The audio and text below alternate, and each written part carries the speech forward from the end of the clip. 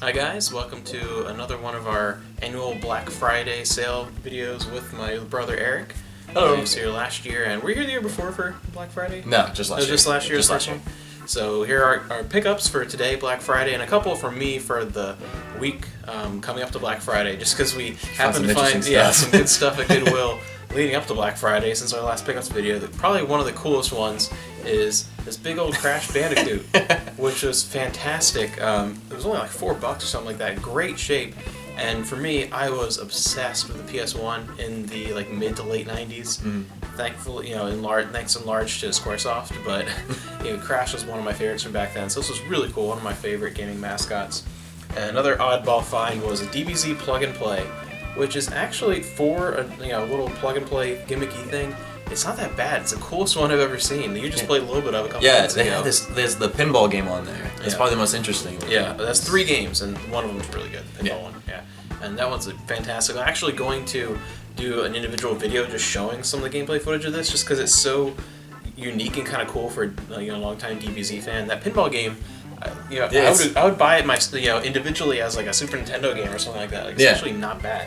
So that's kind of an oddball thing.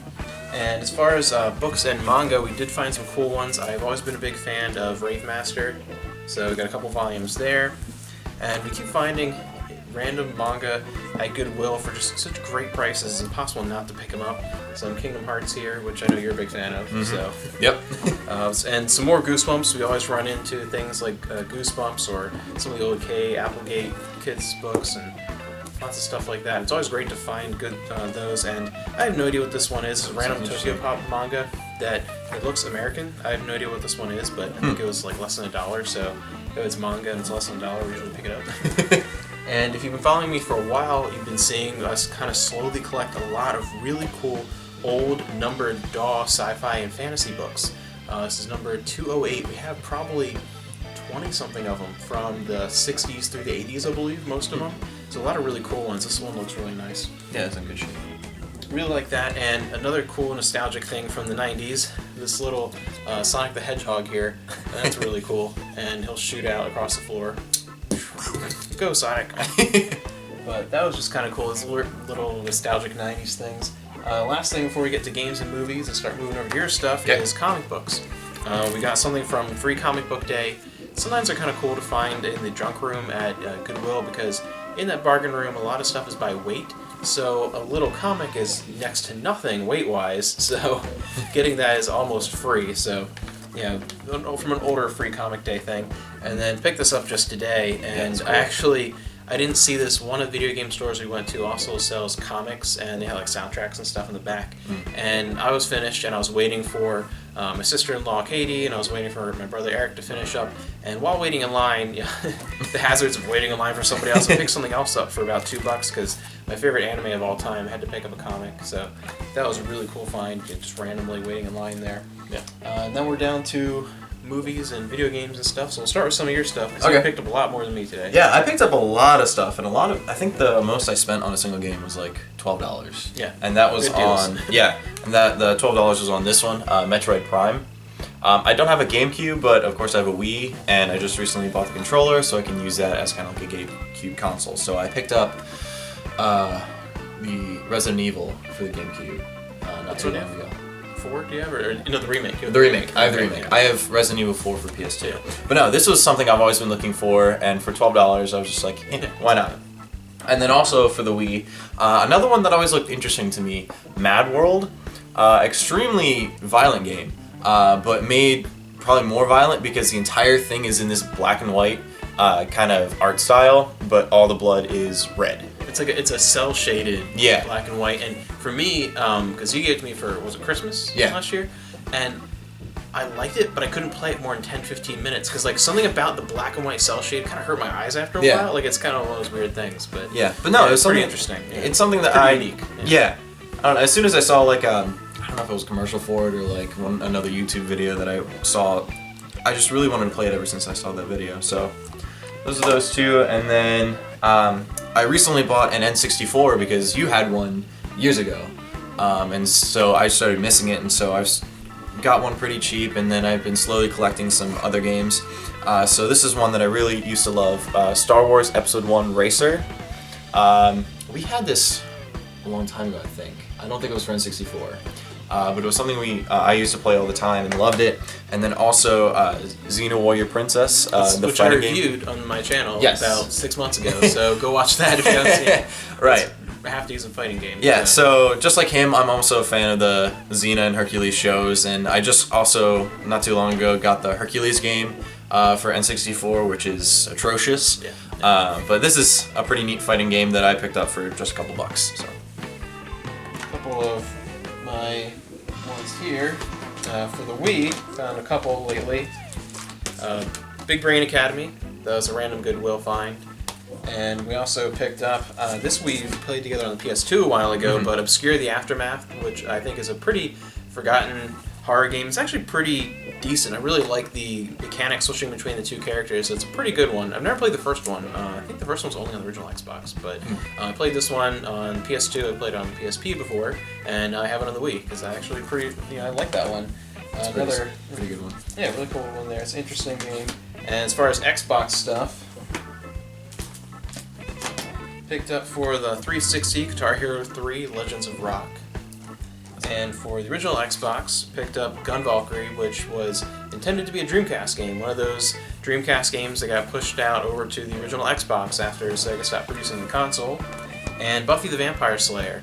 And this one's really interesting. I really can't wait to play this because it's exclusive to the original Xbox. There's one, I think it's called Chaos Bleeds, that was on all three, GameCube, PS2, and Xbox, but this one is only on the Xbox. It looks pretty cool. My wife's going to be excited to see this because she's a huge Buffy fan. A couple more of yours then? Yeah, You got a bunch of Xbox stuff. Yeah, I got a lot of Xbox because I had Xbox 360 was one of my bigger systems that I got when I was older. Yeah. And so I've been picking up a lot. I usually find quite a few for that one. But one of the things that I like to collect is a lot of Lord of the Rings kind of stuff. And so this is one I've been eyeing, War in the North. I never used to find it for cheaper than like $10, $15, and then suddenly I just found it for probably about $6 or $7. So I thought I'd pick this up, add to my Lord of the Rings collection. Another one, Diablo 3. I never played Diablo 1 and 2. I have Diablo 2, but I don't have the means of playing it because I don't have like a PC. I just have a Mac. So I decided to pick this up for pretty cheap. Get into that series. And then another series that I've been eyeing for a while is Dragon Age. So I picked up Dragon Age Origins. They didn't have the first one, and I heard that the second one is not as good as the other ones. So I picked up Dragon Age Origins and then its expansion pack, Awakening. So that'll be pretty fun. And then another one, a series that I don't want to get too far into, but I just want to at least play the first two, is Assassin's Creed. Just something I've seen my friends play and always been interested to see if I like it, getting into it, and so I don't expect to go past Assassin's Creed 2, but I thought I'd try it out. Another one I've been eyeing for a while is Dante's Inferno. I just like the concept of descending through the 9 circles of hell and playing through that. That one's actually not a bad God of War clone, as people tend to coin those kinds of games, but it's actually pretty decent. Right. And another one I've been interested in, I haven't done much research on it, but just always something that always caught my eye when I went, Child of Eden. And it says better with the Kinect sensor, and funnily enough, I found a working, like, really good shape Kinect sensor for $5 at a yard sale. Oh, I didn't know that. Yeah, over the summer. Oh, okay. And so I can actually play this now. You can do it with a controller, but I might as well try it with the Kinect sensor because that seems how it should be played. So that's all I got for 360. Alright, and moving on to, actually, I think I'll shove the movies in here because there aren't too many of those. Yeah. One that was cool, one of my favorite anime movies, not one of the best anime movies out there, but it has a lot of nostalgia for me. Gundam Wing Endless Waltz Special Edition includes the movie version and also the OAV version. Really cool. We just finished watching that. Yeah. He's never seen anything Gundam before, so I ended up giving him a really quick run through of Gundam Wing, which is like kind of impossible. Well, this guy and that guy and this happened and that happened, and like, here, just watch this movie. But it's a really, really good movie, and I like the glossy finish. This is, again, one of my favorites just because I remember it premiering on Cartoon Network on Toonami and being a huge deal because that was still back when we didn't get a whole lot of anime, and outside of that, my experience of the anime was a lot of like random things at Blockbuster. Right. Because like you're a little too young to remember this, but it used to be, you know, an anime series might have 15 volumes, and Blockbuster might have volumes 3 and 8, and never any others. And like that was my experience with that series, and like different things like that, Right. random movies. Because I didn't really have the internet at the time yet, and just this, I really fell in love with this movie. That was great. One of my wife picked up Ultra Maniac Magical Ending. I think this is the end of that series. So. Got that one here. A couple cool VHS pickups, because if you've been watching me, you realize we every once in a while just kind of pick up VHS, kind of slowly builds, and re-pick up old stuff we used to have. But Puff the Magic Dragon, and not to be confused with some of the like the Disney one, different things like that. This one, Puff the Magic Dragon, we have a different version of this. I think this one has been recolorized though. It's actually kind of interesting. The one we have is an older print, and this one, like when you play it, the colors and everything look deeper and darker, and not just because the other one's worn out. I think it was recolorized for this edition and looks a little different. And then one of my favorite series, one of my wife's favorite series, Farscape. We have the whole thing on DVD, but getting a random collection from season 2 on VHS is pretty cool, just because it's such a fantastic series and just reminds us of a better time in sci-fi TV. Just really cool. I love Farscape. Fantastic. So again, a random pickup there. So continue with your game pickups, because you can find more there. I got quite a bunch PlayStation. I usually don't pick up as much like PlayStation 1, PlayStation 2 as much, mostly because for like PlayStation 1s, the one I really want are kind of expensive, like in the glass case. But then also I have most of the ones that I really am interested in for PS2, but this one I found quite a few. So for PS1, an old one of the first games I actually ever played is Croc. I distinctly remember just playing this constantly, and so I wanted to pick this up for pretty cheap and go back and relive that moment of my life. I'm looking for the Saturn version of that, and I can never find it. And I know it's not an expensive game, just one of those just never seems to exist anywhere, Right. because who has that? But no, I'm still looking for the Saturn version of that game. And so then for PS2, I picked up quite a few. Phantasy Star Universe. I've heard of Phantasy Star Online, and I've heard of this one before, and so I've always been kind of interested in getting into this and trying out another space adventure, as it is. Not amazing single player, but decent. Better than I think a lot of people give it credit for. It's not incredible, but it's good enough for what, like $5-6? Or Yeah. Technically, it's probably one of your free ones, because Yeah. a lot of these they're buy one get one free today at a lot of them. So Right. for free, yeah, it's great. Why not? Might as well try it out. Another series I have, it's Miss. This is Miss 3 Exile. I know I have Riven, the sequel to Miss, and I don't know if I have Missed. But it's just always something that's intrigued me. These kind of just adventure games that you just look at images and try to solve these puzzles, and I don't know, it's always something that I played one of these before, I don't remember which one, and it just seemed kind of fun and the kind of game that I wanted, a different game than I've played before, and so I thought I'd try that out. I feel like I remember you being really little and playing a little bit of the first Miss. Maybe. On the old Mac that we had. I feel like I had this memory of you being really young and really lost, playing it just for like a couple hours, just kind of liking the pretty pictures kind of thing, and like I'm solving puzzles. But That sounds like me. I feel like I remember that. Another one that was one of my favorite games as a kid is Tak and the Power of Juju. This is, if you're not familiar with this became like a whole franchise. There's several sequels. There was even a show on Nickelodeon, I believe. I didn't watch that much of that, but this was, well, another one of the first games I ever played, especially on PS2, that I just spent hours on, and I distinctly remember for weeks not knowing what to do, not knowing how to get to the next stage, so I was just wandering around the map, just like having fun in his chicken suit and laying egg bombs. That's all I remember from that game is seeing you run around in a chicken suit. Yeah. Because I never played it myself, but I just remember you running around in a chicken suit. That's all I remember. Yeah, so interested to get back in that. One that I was really happy to pick up is Prince of Persia: Sands of Time.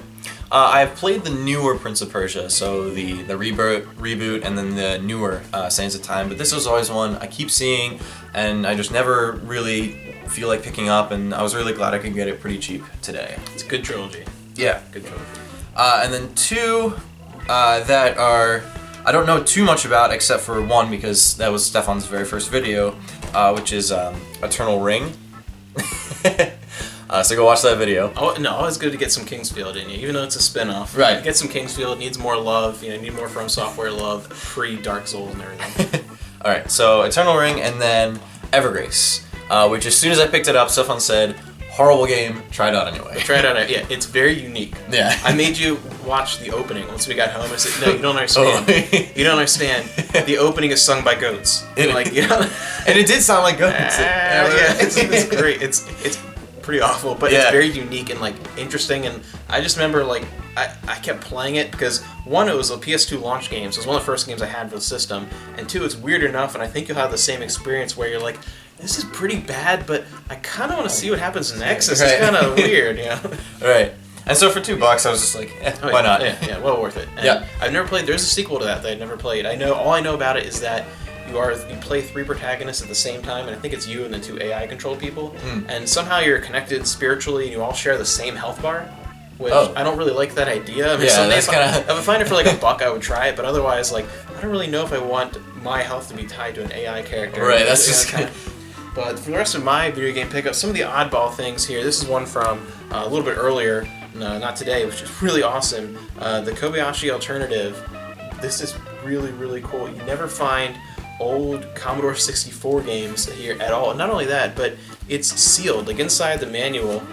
Yeah, everything's perfectly fine here, and then it's never been opened.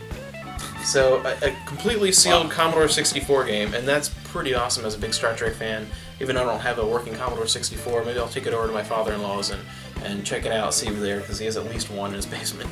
And also, don't judge me. 2 Sesame Street learning games for the CDI. All those words together are just awful, awful.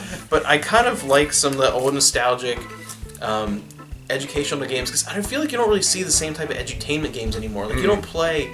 I feel like you don't play things like the Oregon Trail in elementary school anymore. Like, and I feel like just having that little bit of fun added to something that's purely educational, it can go a long way. And I kind of miss that. And I'm a huge Jim Henson fan, huge Muppets fan. Grew up with Sesame Street, so having this kind of like little nostalgic thing and something to save for the kids, because I don't know, there's something curious about this kind of thing for me. So 2 Sesame Street learning games for CDI. Moving on to something a little more reasonable for the GameCube. This is great because my wife just found out this game exists maybe 2 days ago, and we're like, hopefully we can find it. We want the GameCube version, and lo and behold, I found it today right away. But Sphinx and the Cursed Mummy. And I've only played a tiny bit, but I know you love this game. I love this game. You have it on PS2, and you played a lot of it. I think I've beaten it 2 or 3 times in my childhood. So. Yeah. So I feel like just from playing the little bit that I played and hearing you talk, I feel like this is an underrated game. It just looks fantastic. It really. I really wanted the GameCube version, so we're able to get that. Also for the GameCube, not the greatest game, but I have a lot of great memories with it. The first Budokai on the GameCube, and this is just. I mean, at the time, this is when DBZ was still pretty active and ongoing for North American audiences after it had been over in Japan forever. But having the first, 3D Dragon Ball Z game, I just remember being in probably like the early high school. It might have been my freshman or sophomore year, and getting this on. I think most of us had it on PS2 and GameCube, and just wow, this is so cool. And it's really not that great, but it's very, very nostalgic. It was just a lot of fun back in the day. And some of probably my favorite finds of the day, though. One, again, I said I'm a huge Muppet fan, and I really like kart racers. I just did a review of Speed Punks. I'm a huge fan of Crash Team Racing. It used to be like a Christmas tradition every morning to play CTR. And just I love so many games like that. So combining the two, Muppet Race Mania, this is fantastic. I'm going to have to at least put some gameplay or something up of this eventually, because I feel like this is kind of odd and unique, but I can't wait to check that out. Very excited for that. My 2 favorite ones, I like the Gauntlet series, particularly Gauntlet Legends on the Dreamcast, which you played a little bit. You have that now. Yeah. Dreamcast, great. But first Gauntlet on the NES, so combining 2 very nostalgic things for me, Gauntlet and the NES. Great find there, and it's in pristine condition. Yeah, it's fantastic. I'm very happy with this one. And my favorite one, which if you played it, you might not agree with me. You might hate this game because a lot of people didn't like it. But Shadow Madness on the PS1, I love 5th gen era RPGs, especially on the PlayStation. And this is one that, it kind of looks pretty bad visually, and some of the controls are a little wonky as far as the design they went for. But overall, I think this has a great underrated cast and characters and an interesting world. And it came with the demo disc of Jade Cocoon, which I always seem to find is missing copies of this. So it didn't have the manual, just kind of like, but I can never find this. I've been looking for it for years. And it's, again, one of those not expensive games. You just never, ever see it. So I was very happy to get Shadow Madness. And I think that's it, right? Yeah, that's all I have. That's all there. So that was our pickups for this Black Friday. A whole bunch of stuff and like good variety of things too. I was very happy. So another successful trip, and we got to avoid all the shopping malls and just go to our local retro game stores and avoid everybody. So we'll see you next year, and let us know below if you got anything really cool, or if you made a video on your channel showing some of the great stuff you found. Let us know about your experience, or if you decide to brave the malls and brave the zombie hordes. Let us know about that experience too if you're not in the hospital. But thank you guys, and I hope you had a good Thanksgiving, and we'll see you in the next video. See ya. See ya.